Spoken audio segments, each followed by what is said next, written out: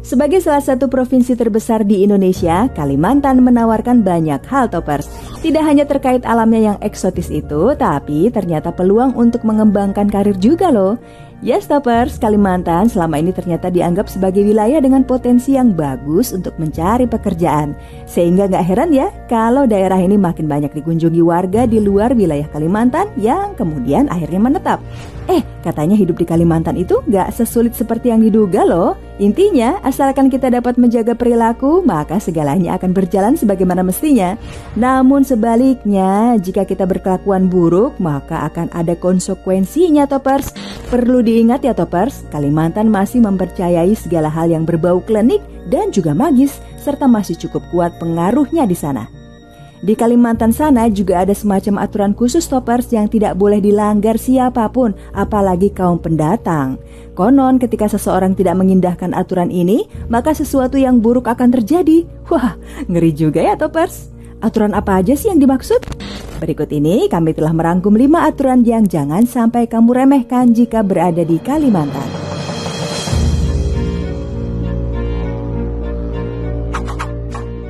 Yang pertama, jangan menghina patung kayu di sana.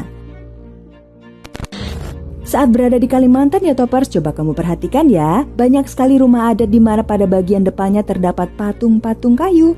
Nah, konon ini bukanlah patung biasa loh, melainkan merupakan simbol dari orang yang sudah meninggal dunia. Aturan yang kamu harus taati adalah jangan sekali-kali kamu menghina atau mengolok-olok bentuk patung-patung ini meskipun di dalam hati. Ternyata toppers, pernah terdapat orang-orang yang menghina patung-patung ini di mana kemudian mereka diganggu oleh makhluk-makhluk halus. Tak hanya diganggu secara visual saja tuh, kadang ada juga loh yang sampai mengalami keanehan fisik. Serem juga ya. Gangguan ini terus berlangsung hingga mereka meminta maaf kepada keluarga pemilik patung tersebut. Wah, kedengarannya memang tidak masuk akal ya toppers, tapi hal ini benar terjadi di sana.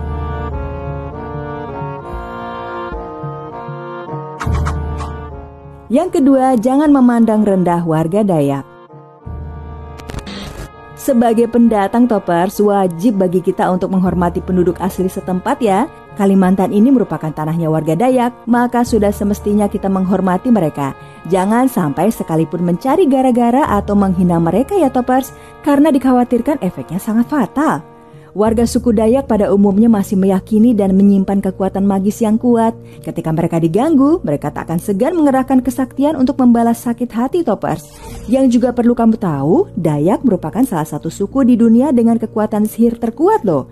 Tapi tidak hanya kekuatan sihir mereka saja yang patut kita waspadai, namun juga kepiawaian mereka dalam mempergunakan senjata tradisional mandau dan juga sumpit beracun. Kamu perlu berhati-hati dalam bersikap ya di sana kalau tidak mau disihir atau mati konyol akibat terkena sumpit beracun atau sabetan mandau.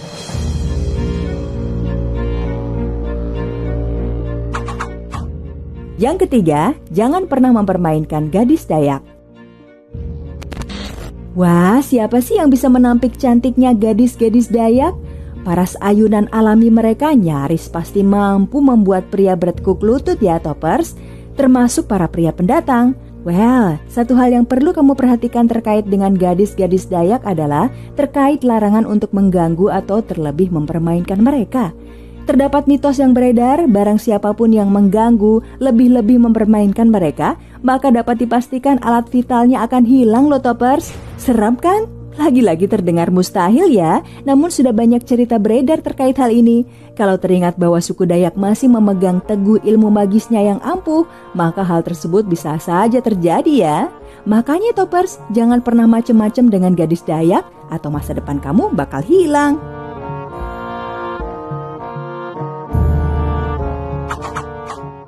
Yang keempat, bersikap sopan ketika menemui makam warga Dayak. Pastinya akan menjadi pengalaman unik tersendiri jika kamu bisa mampir ke tempat-tempat sakralnya suku Dayak ya toppers. Salah satunya adalah areal pemakamannya. Hal ini dikarenakan cara penguburan orang Dayak cukup unik. Mereka membuat semacam makam di atas tanah berbentuk seperti bangunan balok yang disangga. Unik ya, namun kental sekali aroma mistisnya. Aturannya nih, kita harus bersikap sopan ketika berada di tempat-tempat seperti ini. Pasalnya warga suku Dayak amat mengeramatkan tanah kubur moyang mereka. Jangan sampai keceplosan mengeluarkan kata-kata tidak pantas atau mengumpat loh di tempat ini. Mereka bisa merasa terhina dan akan membuat urusan itu jadi panjang, Topers. Tetap jaga sikap ya di sana.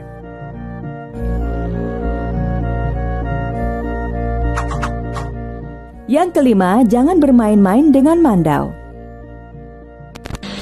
Sudah banyak yang tahu dong ya, jika mandau merupakan senjata keramat dari warga suku Dayak. Meskipun bentuknya seperti parang biasa, benda ini tidak boleh dipakai semaunya. Harus ada alasan khusus kenapa mandau sampai harus keluar dari sarungnya. Pasalnya, menurut warga Dayak, mandau yang keluar dari sarungnya pada umumnya akan memakan korban, Topers. Waduh. Karena itu, Topers, bagi pendatang jangan bermain-main dengan senjata yang satu ini ya. Memang sih bentuknya sangat artistik, terutama jika dilihat dari ukirannya. Namun jangan sampai mandau tercabut dari sarungnya, Topers. Warga setempat sangat menghormati senjata ini, maka kita pun harus melakukan hal yang sama ya.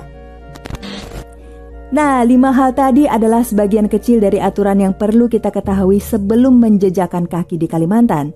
Intinya, sebagai pendatang kita harus menghormati kebudayaan dan adat setempat ya, Topers. Patuhi semua aturan yang ada, sehingga dengan demikian kita akan selamat dimanapun kita berada. Setuju ya?